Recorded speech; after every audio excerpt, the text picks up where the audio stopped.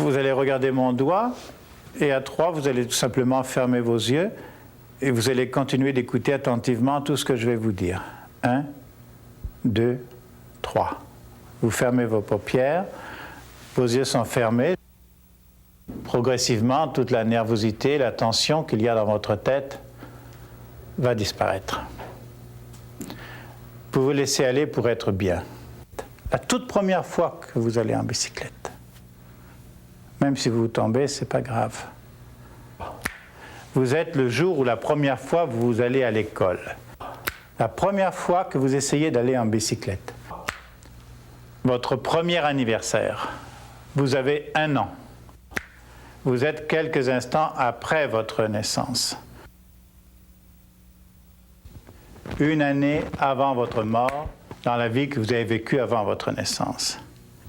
Oui, je suis vieux. Je suis maigre. Je suis assis. J'ai une barbe.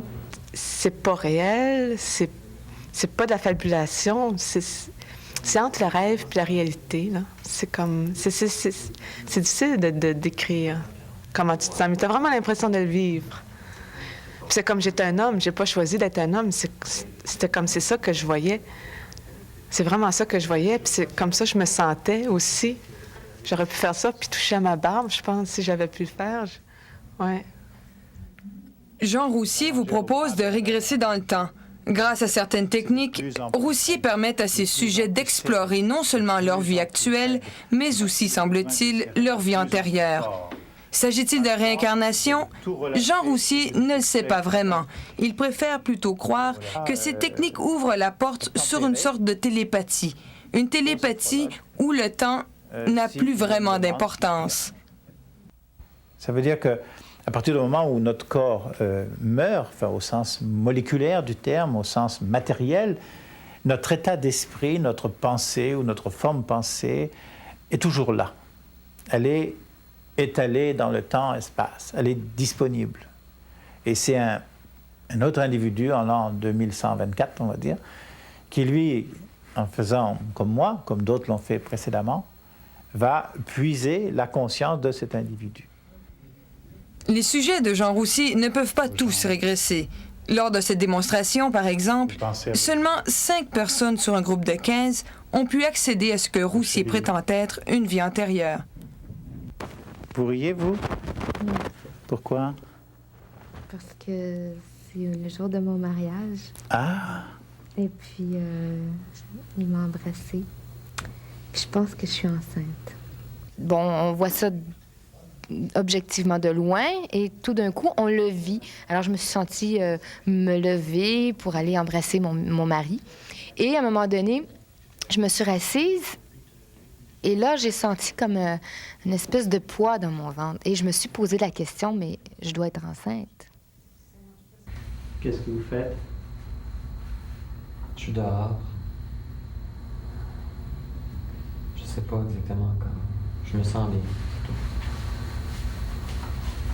On vous appelle comment? Jules. Jules? Vous êtes seul? Lors de cette séance, Éric Gagnon a été particulièrement réceptif. Nous l'avons donc convié à participer à une seconde séance. Cette fois, il est seul avec Jean Roussier. Votre nom, c'est Monsieur Jules... comment? Durand?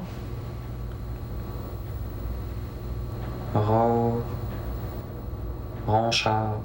Ronchard? Éric a l'impression d'être habité par Jules Ronchard, relieur au siècle dernier. Roussier demande donc à Jules d'ouvrir les yeux sur 1992.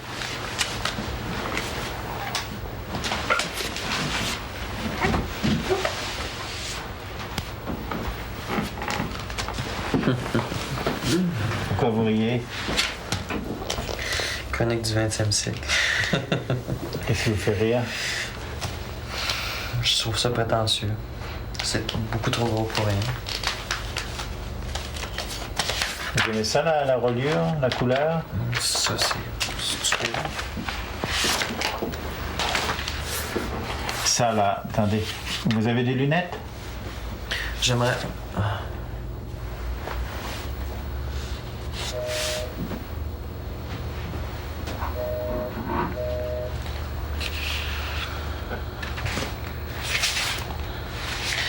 Il est bien relié. Qu'est-ce qui vous dérange?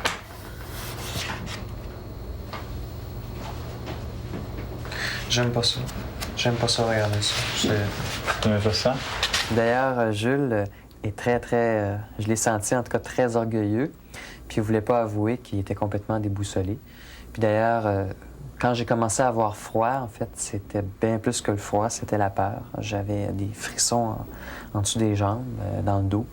Je me demandais vraiment qu'est-ce que je vivais, si c'était un cauchemar, si c'était une fantaisie, une hallucination. Je me posais vraiment des grosses questions et puis j'essayais de ne pas regarder trop loin. Je continuais de parler à la personne qui était la plus proche de moi. Je voyais les gens des techniques, mais ils ne bougeaient pas et puis je voulais pas savoir qu'est-ce que c'était. Qu'est-ce qui vous dérange? Je commence à me demander qu'est-ce que je fais ici. Vous voulez retourner chez vous? J'aimerais bien, oui.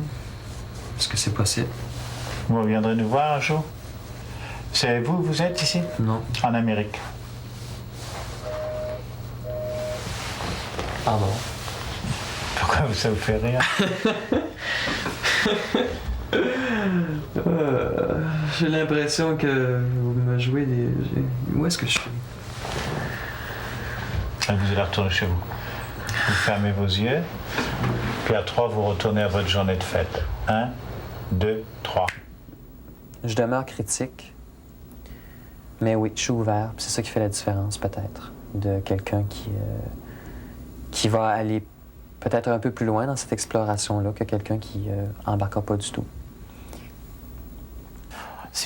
Je pense qu'il y a une erreur de toujours vouloir occulter. Moi, je préfère désocculter. Ça veut dire, Dieu, il existe, eh bien voilà, on va vous le montrer. On a déjà vécu avant, ben, on va essayer de le démontrer. Mais on y arrive, on n'y arrive pas. Mais c'est en cherchant que l'on peut poser des jalons. Mais l'homme évolue que comme ça. Hein.